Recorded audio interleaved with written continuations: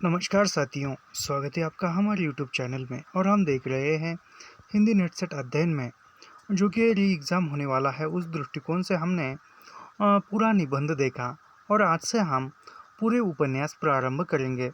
उपन्यासों में जो महत्वपूर्ण कथन है, जो महत्वपूर्ण परिचय पात्र है, वह सब कुछ हम री एग्ज़ाम के दृष्टिकोण से देख रहे हैं। तो इसमें जो है आज हम कृष्णा सोप्ती का जो उपन्यास है जिंदगीनामा, इससे हम आज प्रारंभ करेंगे। इसमें ही प्रमुख कथन एवं पात्र परिचय वो देखेंगे। जिंदगीनामा यह कृष्णा सोप्ती का उपन्यास है और यह कथ्य और शिल्प का नया प्रतिमान, जिसमें कथ्य और शिल्प हथियार डालकर जिंदगी को आंकने की कोशिश करते हैं। जिंदगीनामा के पन्नों में आपको बादशाह और फकीरी, शहंशाह, दरवेश और किसान एक साथ खेतों की मुंडेर पर खड़े मिलेंगे। यानी यह इम्पोर्टेंट कथन है। सर्वसाधारण की वह भीड़ जो हर काल में, हर गांव में, हर पीढ़ी को सजाए रखती है। यानी सर्वसाधारण जो जन सामान्य होता है यह। अब इसका कथासार थोड़ा सा देखते हैं, जो महत्वपूर्ण है वही देखेंगे। इसका जो प्रकाशन है जिंदगीनामा का, वह 1979 में हुआ है। किसी एक समस्या को लेकर उनके इर्द गिर्द बुना गया, यानी किसी एक समस्या को लेकर उसी के ही इर्द गिर्द जो है यह उपन्यास लिखा गया है। बल्कि इस उपन्यास में एक गांव के समग्र जीवन को चित्रित करने का प्रयास किया, यानी एक ही गांव का पूरा चित्रण है। डेरा जट्टा नामक गांव, यानी वह जिंदगीनामा उपन्यास में कौन सा गांव आया है, तो डेरा जट्टा नामक गांव वो जिंदगीनामा उपन्यास में आया है, याद रखिए। और 19वीं शताब्दी के आरंभिक 20 वर्षों के घटनाक्रम को व्यक्त किया गया, यानी जो डेरा जड्डा जो गांव का नाम है, उस गांव को आरंभिक 20 वर्षों के जो घटनाक्रम है उसको चुना गया है। हिंदुस्तान की उत्तर पश्चिम ड्योढ़ी पर बसे पंचनंद यानी पश्चिमी ड्योढ़ीकर, यानी जो पश्चिमी दिशा हिंदुस्तान की उत्तरी पश्चिमी, यानी जो हिंदुस्तान की जो उत्तर पश्चिम दिशा है उसकी ड्योढ़ी पर बसे पंचनंद के देश पंजाब की जिंदा दिली सुचारू रवैये को चित्रित किया गया है। यानी इस उपन्यास में पंजाब प्रांत का ही चित्रण है, जिसने सदियों में विदेशी आक्रमणकारियों का डटकर मुकाबला किया। कृष्णा सोप्ती गांव के कम संसाधनों वाले किंतु सुखी जीवन को उकेरने का प्रयास सफल करती नजर आती है। यानी जो गांव के जो कम सुख सुविधा होती है फिर भी वह सफल जीवन जीते हैं, उसको चित्रित करने में कृष्णा सोप्ती ने अपनी नज़र दौड़ाई है। तत्कालीन समाज की प्रमुख कुरीतियों एवं सामाजिक आर्थिक समस्याओं की झलक भी उपन्यास में दिखती है। यानी इस जो डेरा जट्टा गांव की जो सामाजिक आर्थिक जो समस्याएं थी, वह भी उन समस्याओं का चित्रण भी किया है। मुख्य कसक इस बात की है कि जो चट्टा खेती करते हैं, ज़मीनें उनकी नहीं है। यानी जो गांव के लोग जो है, जट्टा नामक जो लोग हैं, वह लोग खेती करते हैं, वह ज़मीनें उनकी नहीं है। उनको अपनी उपज का एक बड़ा हिस्सा साहूकार को देना पड़ता है। यानी जो वह खेत में जो भी अनाज फसल उत्पन्न होता है, उसका जो बड़ा भारी हिस्सा जो है साहूकार को देना पड़ता है। सिर्फ ज़मीन होने के कारण उसकी उपज का सबसे बड़ा, यानी जो साहूकार की ज़मीन है उसके कारण उनको जो है साहूकार की ज़मीन होने के कारण उनको बड़ा जो भारी हिस्सा है वह साहूकार को देना पड़ता है। हिस्सा लेते हैं कौन, जमींदार या साहूकार। ज़मीन मालिकाना हक को लेकर जट्टों में सुलग रही, यानी जो उपन्यास में यंत्र तंत्र दिखाई देती है। यानी जो जमीन की समस्या है उसकी समस्या ही पूरे उपन्यास में दिखाई देती है। वे चिंगुल फंसे गरीब गुरबों की बेबसी दिखाई देती है।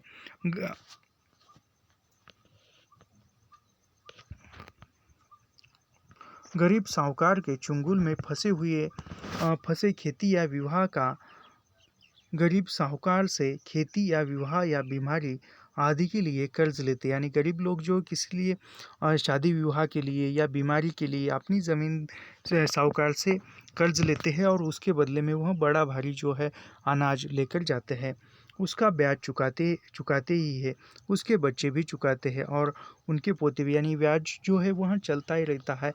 उसका वह कर्ज में ही पूरी किसान की ज़िंदगी, यानी किसान के बच्चे भी वही कर्ज चुका रहे हैं, किसान के पोते भी वही कर्ज चुका रहे हैं, चुकाते हैं, किंतु सूद नहीं निपटता, यानी ब्याज देते देते पूरी पीढ़ी पीढ़ी दर पीढ़ी वही ब्याज ही चुकता जा रहा है, लेकिन जो मूलधन है, सूद है, वह नहीं चुकता होता। गरीबों को मानसिक रूप से नियंत्रित रखने के लिए सूदखोरी साहूकारों का हथियार नजर आता है।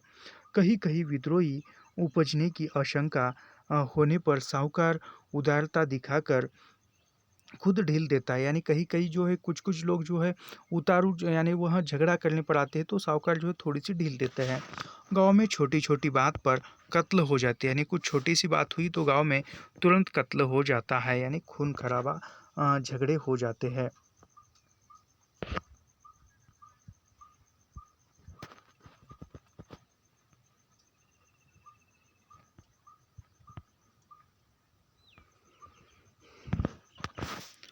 कत्ल हो जाता है।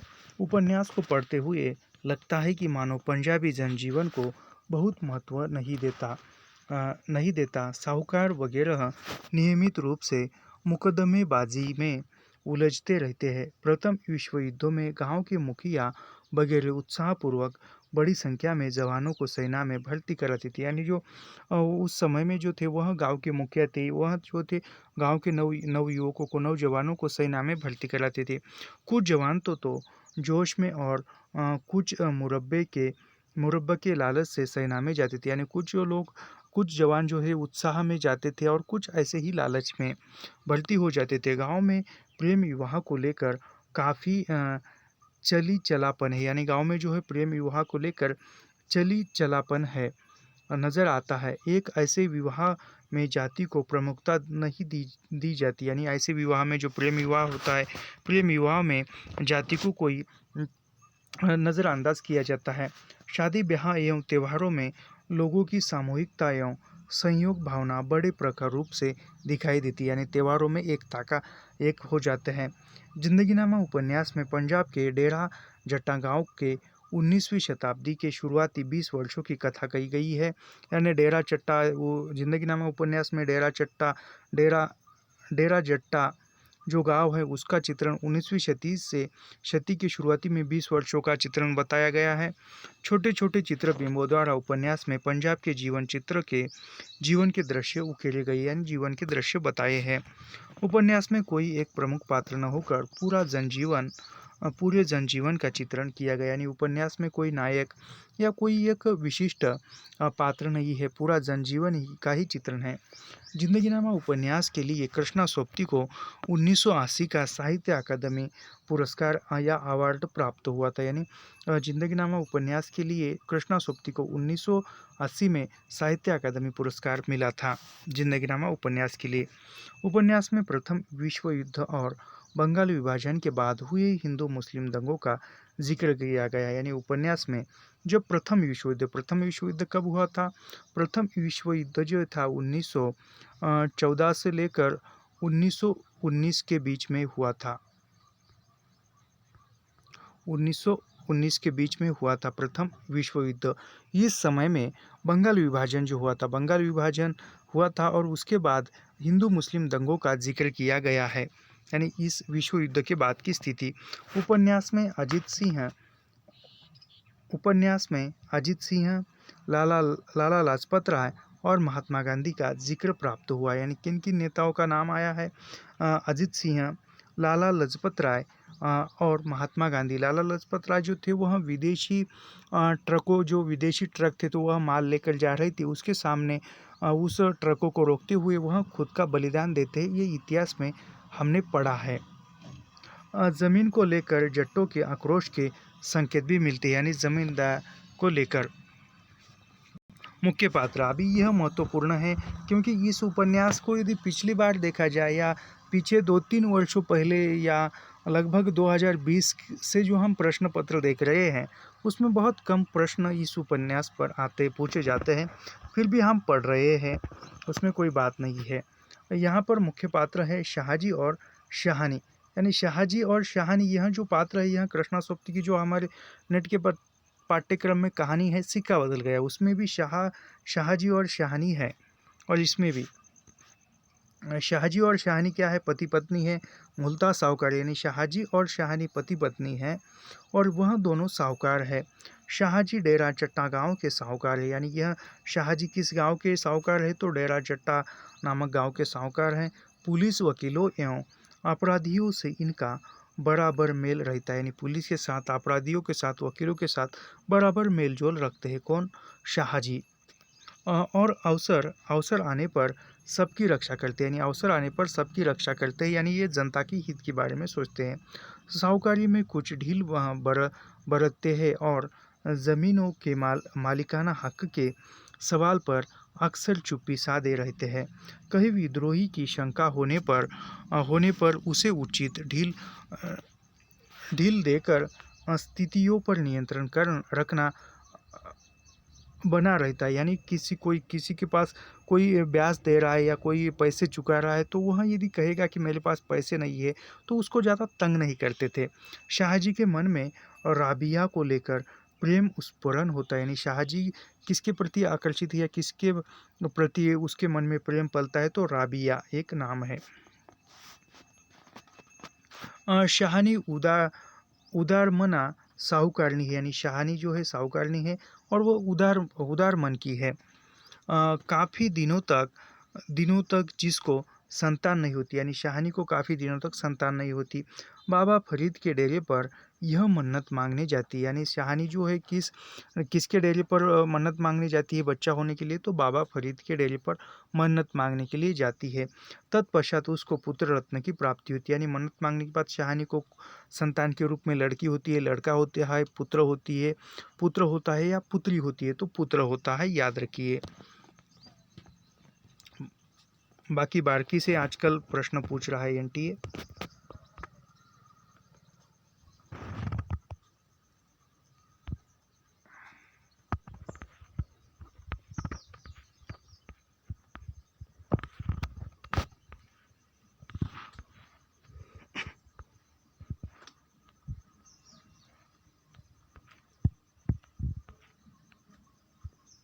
अगला जो पात्र है वह है, अगला पात्र कौन है, तो अगला पात्र लाली शाह जी का पुत्र है, यानी लाली जो है वह शाहजी तथा शाहानी का पुत्र है, यानी शाहजी और शाहानी के पुत्र का नाम क्या है, तो लाली शाह है। लाली शाह शाहजी का एकलौता पुत्र है, यानी एकलौता पुत्र है।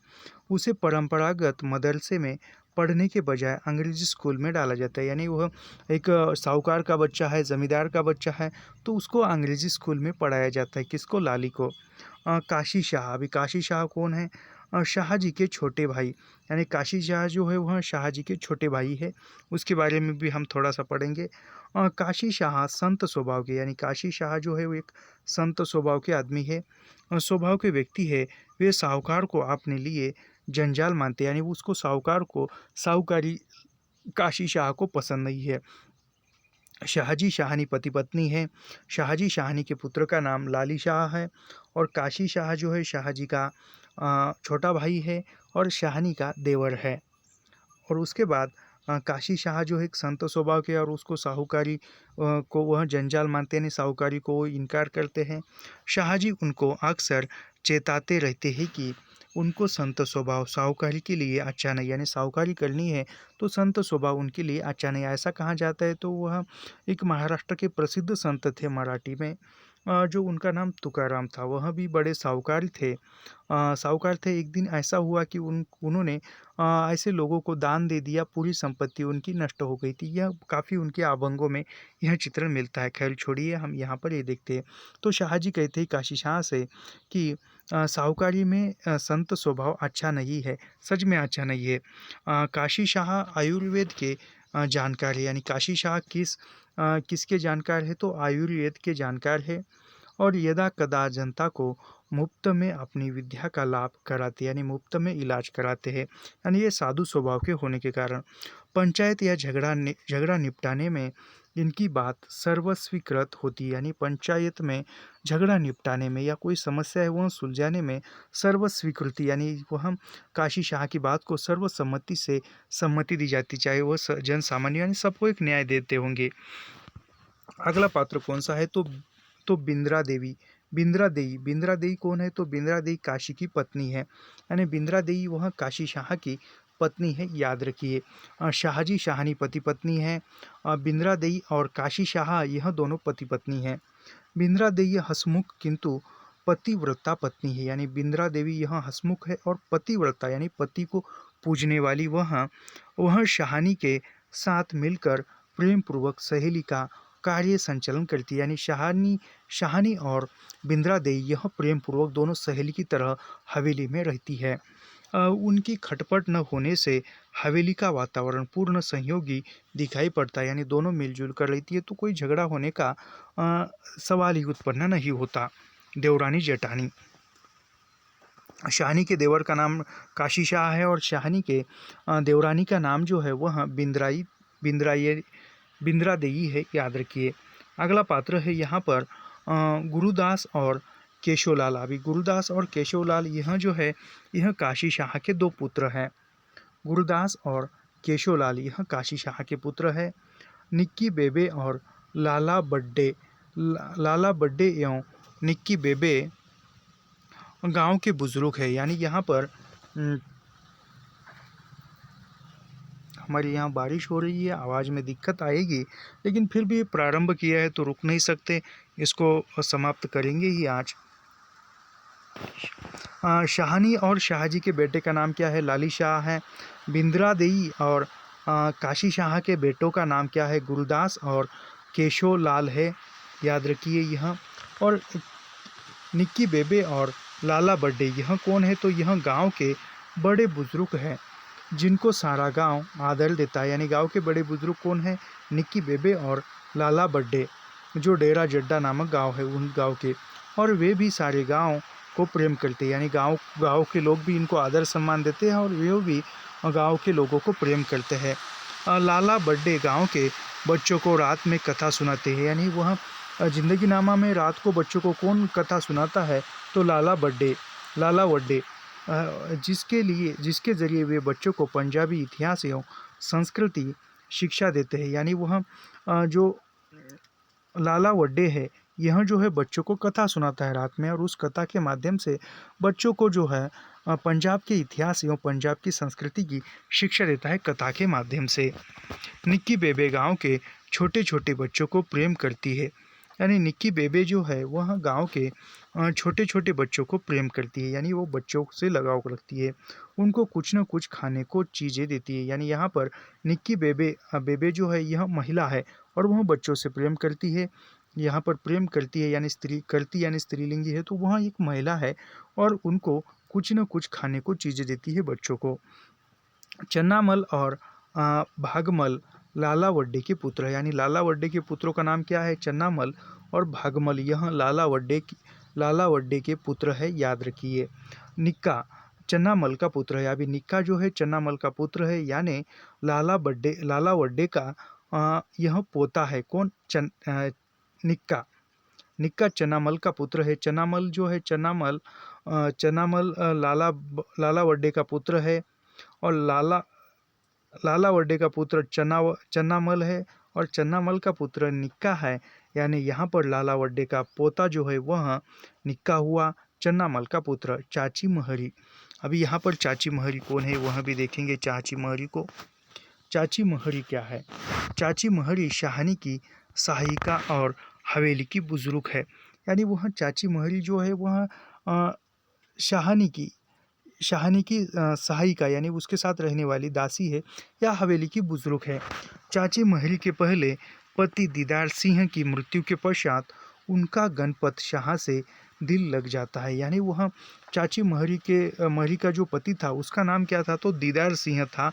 वह उसके पति की यानी चाची महरी के पति की मृत्यु हो जाती है और उसके बाद वह उसका गणपत शाह से दिल लग जाता है, यानी वह हवेली में रहने लगती है। वह उसके साथ भाग जाती है, किंतु मामला अदालत में जाता है, यानी वह जो है चाची महरी जो है वह उसका गणपत शाह, यानी गणपत शाह से जो हवेली का है गणपत शाह, उससे दिल लग जाता है, यानी वो उससे प्रेम करती है और उसके साथ वो भाग भी जाती है। लेकिन मामला जो है अदालत में जाता है। किससे चाची महरी किससे प्रेम करती है? तो गणपत शाह। अभी गणपत शाह कौन है वह आगे दिखाई देंगे। वहाँ गणपत शाह का पक्ष लेती है, यानी अदालत में गणपत शाह का पक्ष लेती है, यानी गणपत शाह के सहयोग में वह गवाही देती है और उसके साथ रहने लगती है, यानी फिर गणपत के साथ ही वह रहने लगती है। इसकी कोई संतान नहीं होती। वह अपने देवर साहिब सिंह को बहुत स्नेह करती है, यानी फिर वह चाची महरी की कोई संतान नहीं, तो वह अपने देवर साहिब के ही वह स्नेह करती है, प्रेम करने लगती है, यानी आदर सम्मान करने लगती है। अभी दीदार सिंह कौन है? तो दीदार सिंह जो है चाची महरी का पहला पति है और गणपत शाह यह चाची महरी का दूसरा पति है। अभी साहिब सिंह कौन है? तो साहिब सिंह दीदार सिंह का भाई और चाची महरी का देवर है, यानी साहिब सिंह यह दीदार सिंह का भाई है और चाची महरी का देवर है। संतो संतो साहिब सिंह की पत्नी, यानी संतो जो है वह साहिब सिंह की पत्नी है। बसंतो बसंतो साहिब सिंह की बेटी, यानी बसंतो जो है वह साहिब सिंह की बेटी है, यानी संतो की भी वह बेटी है बसंतो। मलकियत सिंह। अभी मलकियत सिंह कौन है? तो मलकियत सिंह यह दीदार सिंह का बड़ा भाई है, यानी मलकियत सिंह यह दीदार सिंह का बड़ा भाई है। और अगला पात्र है कुदरत कौर। कुदरत कौर यह मलकियत सिंह की पत्नी है, यानी यह मलकियत सिंह की पत्नी है, यानी दीदार सिंह की बहू है। कौन? कुदरत कौर। राबिया राबिया शाहजी पर आसक्त, यानी राबिया जो है शाहजी के प्रति आकर्षित होती है और उस पर आसक्त होती है। राबिया आलिया की पुत्री एवं फतेह की बहन, यानी राबिया जो है वह आलिया की पुत्री है और फतेह की बहन है। राबिया तुक जोड़ती है अर्थात कविता बनाती है, यानी वह जिंदगीनामा उपन्यास में कौन कविता लिखती है? तो राबिया कविता लिखती है। तुक जोड़ती है अर्थात कविता लिखती है। वह काफ़ी होशियार एवं कुशल है, यानी वह काफ़ी होशियार भी है और कुशल भी है। हवेली के काम धाम में हाथ बढ़ाती है। जब उसे विवाह की बात उठती है तो वह किसी अ, अन्य से विवाह से इनकार कर देती है, यानी फिर राबिया का किसी और से प्रेम हो जाता है तो वह विवाह से इनकार कर देती है और शाहजी से अपना प्रेम व्यक्त करती है, यानी राबिया जो है शाहजी से ही प्रेम करती है और शाहजी को अपने प्रेम का प्रस्ताव देती है, यानी प्रपोज करती है आजकल के भाषा में। अगला पन्ना देखते हैं।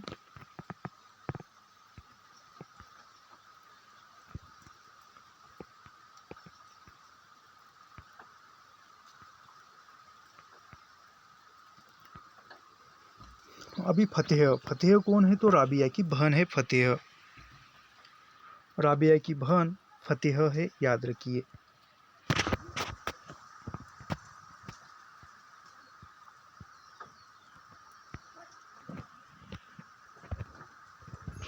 राबिया की बहन फतेह है। फतेह आलिया की बड़ी पुत्री, यानी फतेह राबिया और फतेह के पिता का नाम जो था वह आलिया की बड़ी पुत्री, यानी माँ का नाम। वह एक दिन गायब हो जाती है और शाह बंधुओं एवं आलिया को नदी किनारे शेरे के संग केली करते हुए पाई जाती है। यहाँ पर याद रखिए फतेह जो है यह एक दिन गांव से गायब हो जाती है। आलिया की बड़ी पुत्री जो है वह एक दिन गांव से गायब हो जाती है और गायब हो जाने के बाद लापता हो जाती है और शाह बंधुओं एवं आलिया को नदी, यानी फिर शाह बंधु जो है शाह के भाई जो है उसको ढूंढ रहे थे। फिर नदी किनारे शेरे के संग, यानी शेरा जो है एक पात्र है यहाँ पर, शेरे के संग केली करते हुए, यानी वो प्रेम क्रीड़ा करते हुए वहाँ पर वह पाई जाती है नदी किनारे। तत्पश्चात उनका विवाह शेरे से कर दिया जाता है। फिर बाद में दोनों को प्रेम क्रीड़ा करते हुए देख लेते हैं शाह के बंधुओं और आलिया देख लेती है और फिर दोनों का विवाह कर दिया जाता है, यानी दोनों का प्रेम यहाँ पर सफल होता हुआ दिखाई देता है। यह दोनों प्रेम पूर्वक रहते हैं, यानी विवाह हो जाए तो प्रेम पूर्वक रहते हैं। अभी शेरे जो है वह फतेह का पति है और राबिया का जीजा है वह शेरे और फतेह का पति है। उसके बाद आलिया का दामाद है। सलामत अली, अभी सलामत अली कौन है यहाँ पर वह भी देखेंगे। सलामत अली जो है वह थानेदार है, थानेदार है। एक मिनट।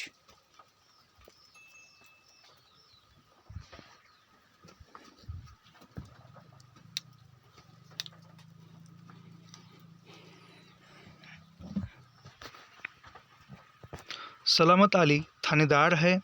और भी मेहर अली कौन है वह भी देखेंगे। मेहर अली ज़मीन पर अधिकारों को लेकर आक्रोशित युवा, यानी वह एक युवा है। मेहर अली जो है युवा है और वह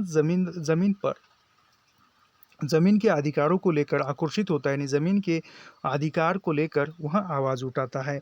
मेहर अली के ज़रिए जट्टों में ज़मीन के मालिकाना हक को लेकर आक्रोश की दबी चिंगारी दिखाई गई है। यानी वह मेहर अली के लिए तो वह जो मेहर अली के ज़रिए, यानी मेहर अली जो है वह जट्टों में जो ज़मीन के मालिकाना हक था, यानी वह साहूकार की ज़मीन में जो वह काम करते थे, फसल उगाते थे और फिर उसका जो भी वह अनाज है, वह फसल है, उसका कुछ हिस्सा जो है साहूकार को देते थे, वह मिटाने के लिए और वह ज़मीन साहूकार की न होकर खुद किसानों को देने के लिए आवाज़ कौन उठाता है, आक्रोश कौन करता है?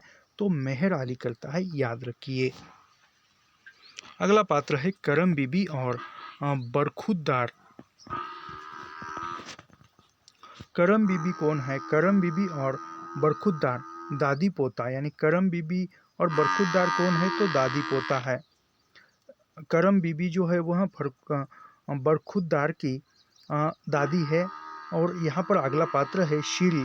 श्री बरखुरदार की पत्नी है, यानी श्री जो है बरखुरदार की पत्नी है। इसकी पत्नी है कौन? श्री। करम बीबी का पोता करम बीबी का पोता बरखुरदार जेल से लौटकर आया है। वह श्री को सर्वगुण संपन्न पाकर उससे बरखुरदार के विवाह की इच्छा करती है। यानी वह जो है श्री करम बीबी जो है वह करम बीबी का पोता बरखुरदार है और वह बरखुरदार जेल से लौट आया, यानी जेल में गया था और वह श्री को सर्वगुण संपन्न पाकर, यानी श्री जो है एक अच्छी लड़की है, सर्वगुण संपन्न है, घर गृहस्थी का पूरा कामकाज करती है और वह उससे कर वह पाकर बरखुरदार के विवाह की इच्छा करती है। कौन करती है? करम बीबी करती है। श्री के मन में भी बरखुरदार को लेकर आसक्ति होने से शांतिपूर्वक यह विवाह हो जाते हैं। यानी श्री भी बरखुरदार की तरफ आकर्षित होती है, वह भी उनसे प्रेम करने लगती है और दोनों का विवाह शांतिपूर्ण हो जाता है, कोई झगड़ा झमेटा नहीं होता है। जैसे मियाँ बीबी राजी तो क्या करेंगे काजी, उसी तरह हवेली के सहायक। अभी हवेली के सहायक कौन कौन से है यहाँ पर?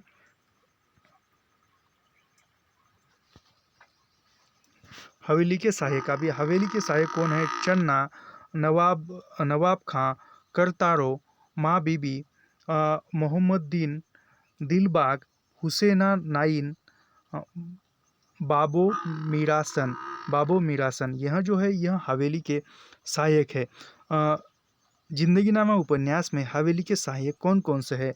तो चन्ना है, नवाब खां है, करतारो है, माँ बीबी है, मोहम्मदीन है, दिलबाग, हुसैना नाइन और बाबो मीरासन है, याद रखिए। अभी यहाँ पर अन्य गौण पात्र कौन कौन से हैं उस पर भी एक नज़र डाल ही लेते हैं।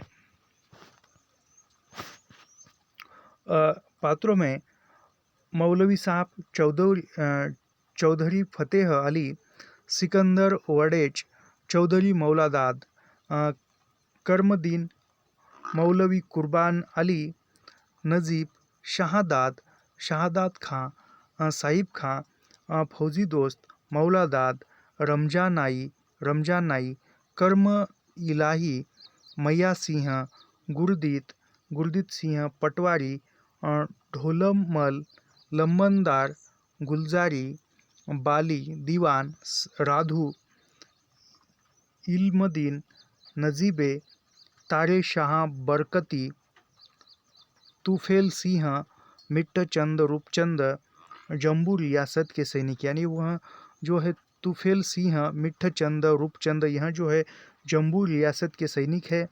लाह बीबी गंडा सिंह पेंशन प्राप्त, यानी लाहा बीबी जो गंडा सिंह है वह पेंशन प्राप्त करने वाला पात्र है, याद रखिए। जिंदगीनामा उपन्यास में गंडा सिंह यह पेंशन प्राप्त करने वाला पात्र है। आजकल एनटीए बहुत सूक्ष्मता के साथ प्रश्न पूछ रहा है, यानी और वह फौजी है, यानी फौजी भी है।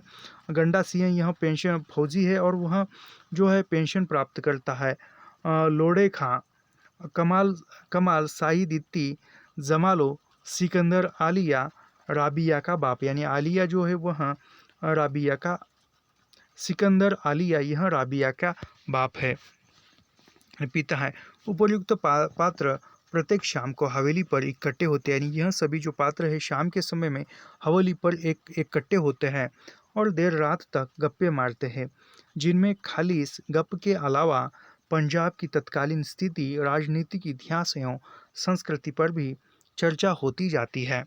अभी यहाँ पर जिंदगीनामा उपन्यास में बच्चे कौन कौन से हैं, यानी बच्चों के नाम भी काफ़ी इम्पोर्टेंट हैं।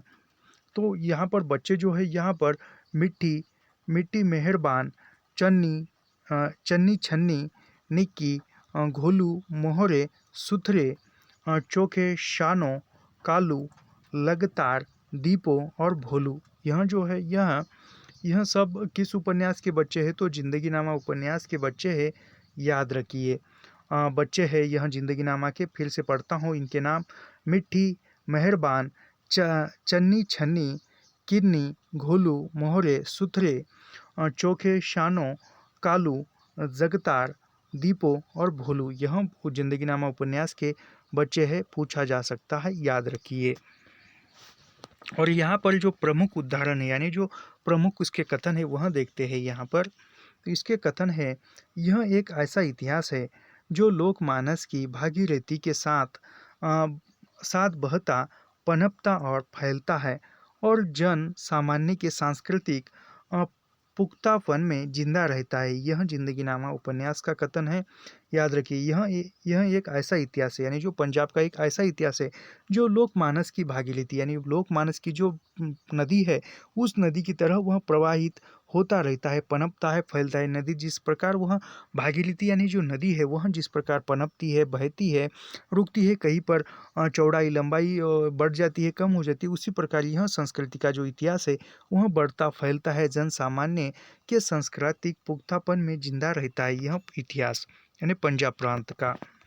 इस उपन्यास की शुरुआत कविताओं से होती है, यानी यहाँ पर यह जो इस उपन्यास की जो शुरुआत है वह शुरुआत कविताओं से होती है, यानी कविताओं की पंक्ति से। इन कविताओं के माध्यम से इस उपन्यास की संवेदना की मुकम्मल तस्वीर उभरती है, यानी कविताओं के माध्यम से। यहाँ पर यह पंक्ति दी हुई है: जब दूसरे सब रास्ते कारगर न हो। यह पंक्ति है किसकी है? गुरु गोविंद सिंह की है पंक्ति, याद रखिए। यह पंक्ति क्या है? यानी उपन्यास का प्रारंभ होता है वहाँ: जब दूसरे सब रास्ते कारगर न हो सके तो जुल्म के खिलाफ तलवार उठा लेना जायज़ है। यह किसका है? तो गुरु गोविंद सिंह का है, याद रखिए। अगली पंक्ति है: इतिहास जो नहीं है और इतिहास जो है वह नहीं जो हुकूमतों की। यह भी पंक्ति है।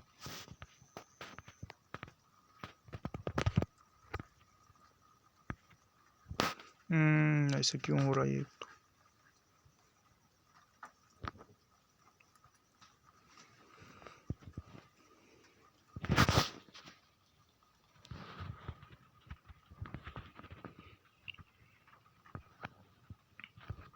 काफ़ी अभावों में हम आपको पढ़ाते हैं क्योंकि हमारे पास कोई लैपटॉप कंप्यूटर नहीं है। फिर भी जो है वो है, जो भी साधन है वह पर्याप्त है, यह समझकर आपको हम पढ़ाने का प्रयास करते हैं। यह पंक्तियाँ इम्पोर्टेंट लगती है और यह हम सब कुछ पढ़ेंगे।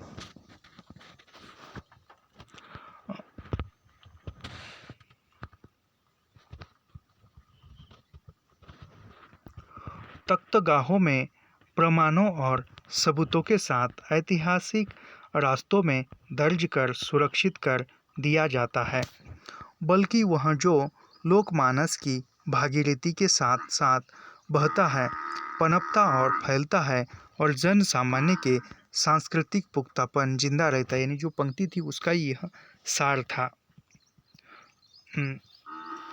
अगला कथन है, गल बही योसी उमड़ती मचलती, दूध भरी छातियों सी, चनाब और जेहलम की धरती। यानी वह चनाब जो है, चनाब नदी है और जेहलम भी नदी है।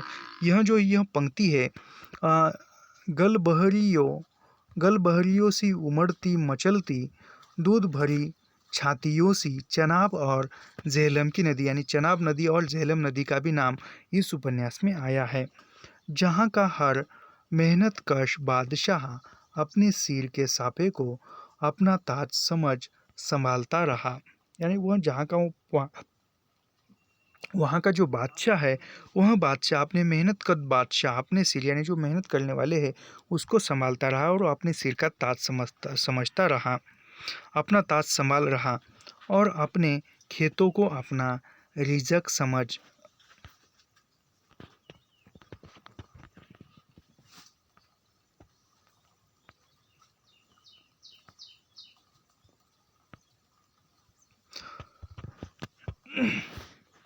अपने खेतों को अपना रिजक समझ सत्कारता रहा। ऐसे भागी भरे हुए पूरे पंजाब की धरती पर जहर की कांगे घिर आई। देखते देखते लाखों कदमों के हुक्म उठ धाये। चढ़ाई या बहुत बार, यानी वह पूरा सुख शांति समृद्धिमय वहाँ का माहौल था पंजाब का। और धीरे धीरे वहाँ पर भी युद्ध होने लगे, चढ़ाई यानी लड़ाइयाँ होने लगी। बहुत बार हमलावारों से के सामने बहुत बार राजपाट बदलने लगे, यानी वह हमलावर आने लगे, लड़ाइयाँ होने लगी। जो राजपाट है वह बदलता रहा।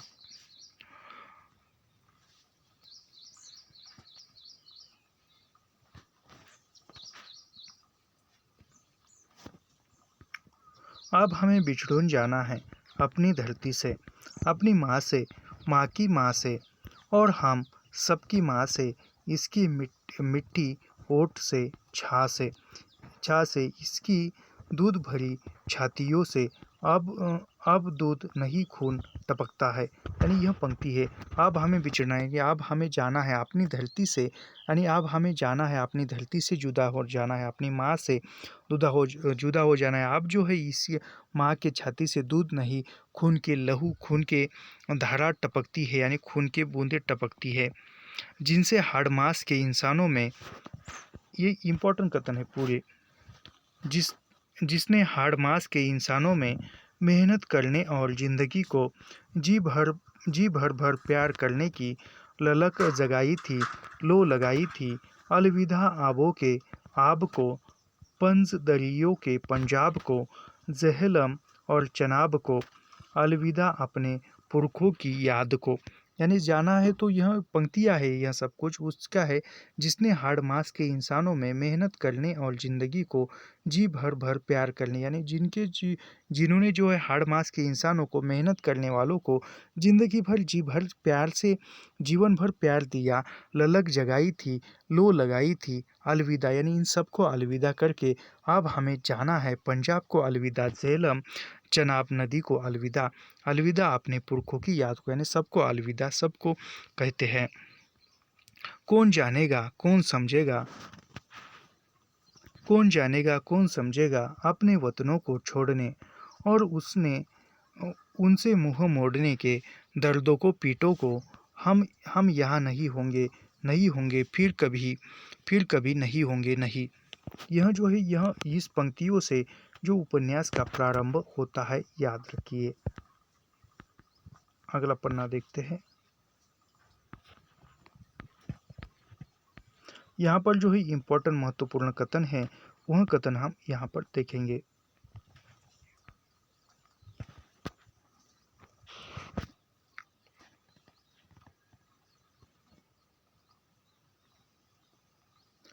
हर बंदा अपने पिता का अवतार है, यानी हर बंदा जो है अपने पिता का अवतार है, यह सही बात है। याद रखो, अवतार वह जिसके दो हाथ हैं, अवतार वह जिसके दो पाँव है, अवतार वह जिसका मुँह माता है, धड़ आगा है, पीछा है, मेरे बच्चों, अवतार वह जो धरती हल से जोतकर पानी से सींचता है, तृप्त करता है, बीज बोता है, फसलें उगाता है। यह किसान के बारे में कहा है। किसका कथन है? यह लालजी कथावाचक का कथन है। याद रखिए, यह हर बंदा अपने पिता का अवतार है। याद रखो, अवतार वह जिसके दो हाथ है, यानी अवतार कौन से है? जिसके दो हाथ है। अवतार वह जिसके दो पाँव है। अवतार वह जिसका मुँह माता है, धड़ है, आगा है, पीछा है। मेरे बच्चों, अवतार वह जो धरती हल से जोत कर पानी से सींचता है, यानी धरती हल से जोतता है, उसको पानी देकर उस धरती की प्यास को तृप्त करता है और उसमें से बीज बोकर फसल उगाता है। यह किसान के प्रति कहाँ है? किसका है? लालजी कथावाचक का यह कथन है। याद रखिए, यह साधु स्वभाव के ही है इंसान। याद रखिए, लाल जी। अगली पंक्ति है, बच्चों जुग चार होते हैं, सोता हुआ कलयुग, छोड़ता हुआ द्वापर, खड़ा हुआ और त्रेता और चलता हुआ सतयुग। पुत्र जी जुग समय के चक्कों पर चलते हैं। गाड़ी में सिर्फ यात्रा होती है और मफर होता है, भला किसी ने देखी है गड्डी। याद रखो सूरज सारी, यानी ये इंपॉर्टेंट कथन है सभी। याद रखो सूरज सारी दुनिया, लोक परलोक, ऊपर थल्ले में ऊपर थल्ले में आकाश धरती में सबसे बड़ा है। यानी सूरज जो है सबसे बड़ा है। किससे बड़ा है? लोक परलोक, ऊपर थल्ले में, धरती आकाश में सबसे बड़ा है। कौन? सूरज। सूरज है वह सच्ची मुच्ची का महाराज है, यानी सूरज जो है सचमुच का महाराज है, सबका वह सब पर सम्राट है, सरताज है, सम्राट है, यानी सबका सरताज सम्राट इस उपन्यास में सूरज को कहा गया है। यहाँ पर अगली पंक्ति है,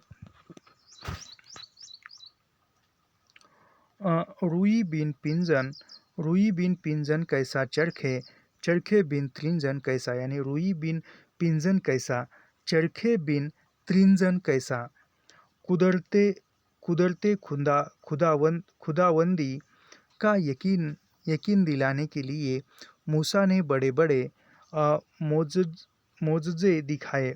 आसमानों को कैसा बुलंद और बावाव बनाया। सूरज के जरिए रात और दिन की तारीकी और रोशनी का इंतज़ाम किया। यानी सूरज है तभी रात और दिन होती है।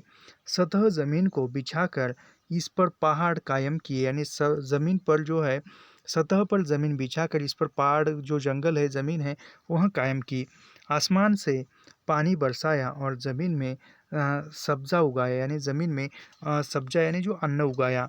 सतह ज़मीन की अगर एक वजीह फर्श से मिसाल दी जाए तो इस पर पहाड़ों को ऐसा समाया जाएगा कि गोया फर्श को अपनी जगह रखने के लिए मेखे गाड़ दी रहो। आसमानों की हरकत ख्वाह कुछ भी समझी जाए,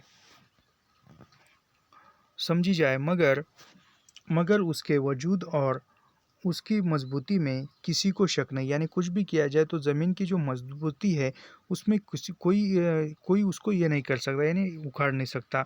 आसमानों की हर एक चीज़ अपनी अपनी मुकर्रर जगह के अंदर निहायत मजबूती से कायम है। यानी किसकी? आसमानों की चीज़। यहाँ पर अगला भी कथन है, वह देखेंगे, पुलिस का काम रास्ता भूलना नहीं, रास्ता ढूंढना है। यह इम्पोर्टेंट कथन है। पुलिस का काम रास्ता भूलना नहीं, रास्ता ढूंढना है। कहने का मतलब यह है कि शहंशाह सुल्तान बदले, बादशाहतें बदली, हुकूमतें बदली, पर मुंडो न बदली मुल्कों की खलकते क्यों क्यों चौधरी जी। यानी यह इम्पोर्टेंट कथन है, याद रखिए। कहने का मतलब यह है कि शहंशाह सुल्तान बदले, यानी सुल्तान का जो युग था वह बदला, बादशाह का युग बदला, हुकूमतें बदली, पर मुंडो न बदली मुल्कों की खलकते क्यों चौधरी जी। यानी सब कुछ बदला, लेकिन वह सब कुछ बदलता ही है समय के अभाव में। फतेह आली जी भी पीछे नहीं रहे, यानी फतेह अली भी बदल गए, वह भी पीछे नहीं रहे। बराबर जी। खलकते तो मुल्कों की शहंशाहों के कोहे नूरी ताजों से भी बड़ी हुई न। सोचने की बात है, शहनशाह ताज पहन के तख्त पर बैठा जाए हुकूमत करने को, और सामने रियाया खलकत न हो तो नीरा स्वांग ही है, गया न मिरासी का।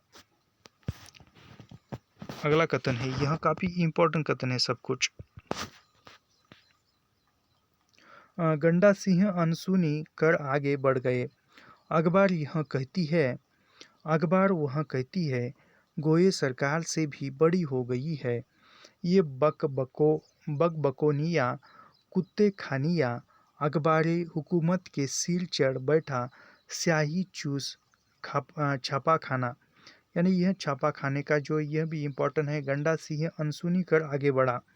अकबर यह कहती है, यानी अखबार जो है यह कहता है, अखबार वह कहता है, सोए सरकार से भी बड़ी हो गई, यानी जो सोए जो है सरकार से बड़ी हो गई है। बकबकोनिया, कुत्ते खानिया, अखबारी हुकूमत के सिर चढ़ बैठा, स्याही चूस छाप खाना। यह छाप खाने यानी वह इसमें जो पत्र पत्रिकाएं होती है, समाचार पत्र, उसके बारे में कहा गया है।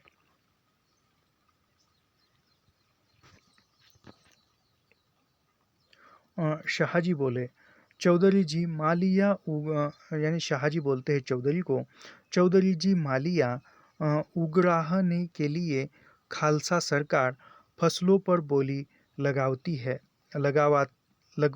यानी जो वो शाहजी चौधरी से बोलते हैं कि मालिया उगराने के लिए खालसा सरकार है, यानी जो सिखों की सरकार है, वह जो है वह फसलों पर बोली लगाती है। पक्की फसलें खड़ी है खेतों में और सरकार ने बोली लगवा कर नीलाम कर दी। यानी जो पकी हुई फसलें जो है वह काटी नहीं है, वह ज़मीनों में खेतों में ही वह खड़ी है, फिर भी सरकार ने बोली लगा दी है। जो उससे ऊंचे बोली दे वह मामला इकट्ठा कर सरकारी खजाने पहुंचा दे। यानी जो सबसे ऊंची या ज़्यादा बोली लगाएगा वह सरकार में पहुंचा देगा। राज के लिए हिसाब किताब जीवियों फसलों का भी वही रख बोली से उगराही ज़्यादा हो गई सो अपनी। अभी काशी शाह इत्मीनान से चारपाई पर बैठ गए और लाली ने दोनों हाथ सीधे रख राबैया की ओर देखा और शुरू कर लिया।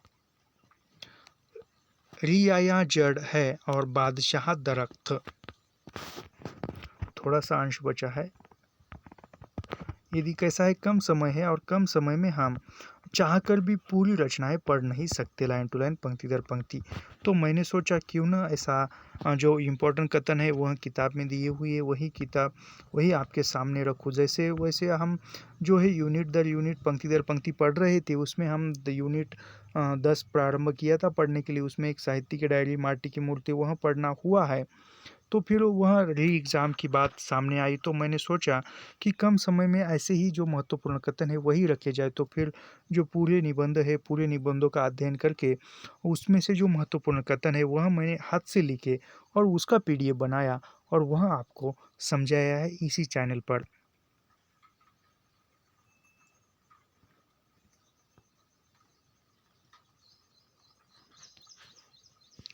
एक मिनट।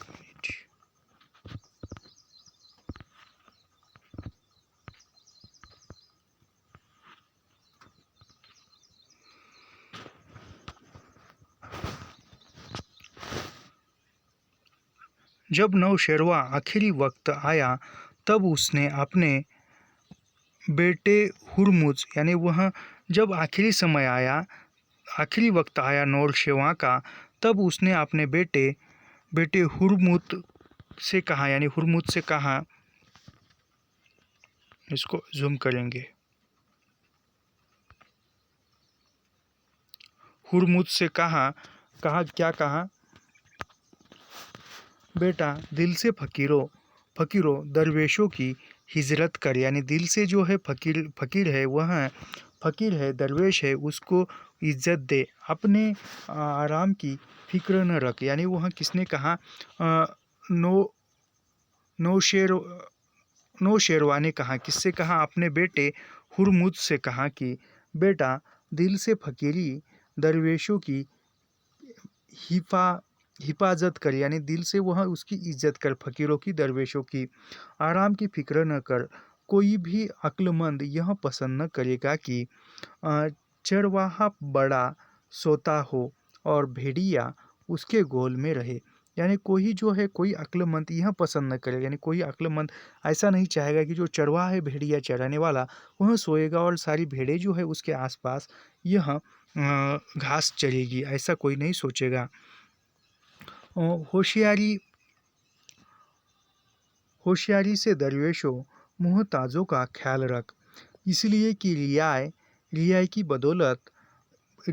बदौलत ही बादशाह ताजदार होता है। रियाए रियाए जड़ की तरह और बादशाह तख्त की तरह, और तख्त जड़ से ही मजबूत होता है। ऐसे मेरे बेटे, जहाँ तक बन सके रियाए का दिल मत दुखा, यानी जो रिया है, यानी जो प्रजा है, उसका दिल मत दुखा, और तू ऐसा करेगा तो अपनी जड़ खो देगा।